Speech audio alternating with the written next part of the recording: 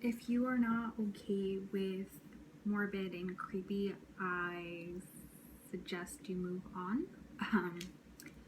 Because here we go.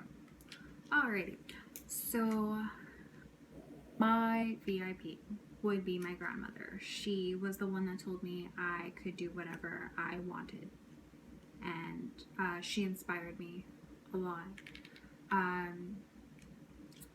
So when she passed away, I was heartbroken.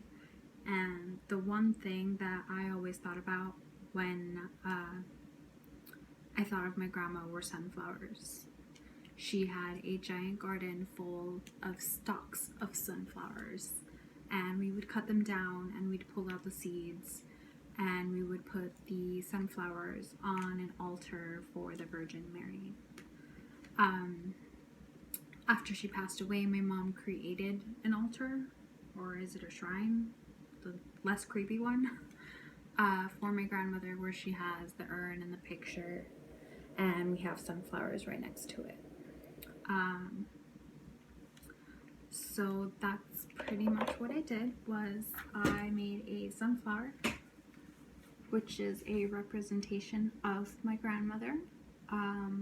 It is for her, and it's also for my mother to add to the altar or shrine, whichever. I sort of use pointillism for it. I mixed soil from the garden in the paint because it sort of reminded me of the whole sympathetic magic, where it was symbolic ingredients used in the art. And then I added ashes of my grandmother into the paint as well, because it reminded me of the whole contagious magic and how some of the object retains some of the power. So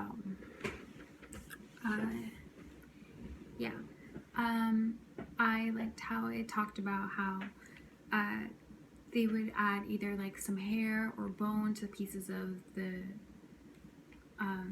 statues that they made or the art forms that they made, and then how sometimes the priest or a nefarious person would try and search for it, so you had to hide it well so they had no power or control over the spirit.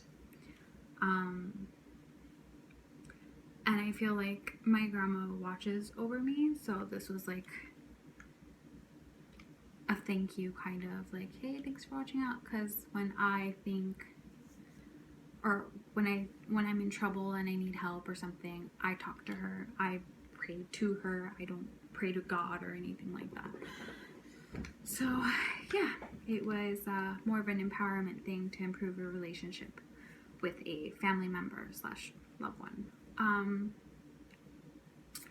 And then I also thought of the whole process of how like they have statues that were made to harness supernatural powers, and how it spoke about some of the ways that art can be represented in our real life, how the dead live or are present among the living because of it.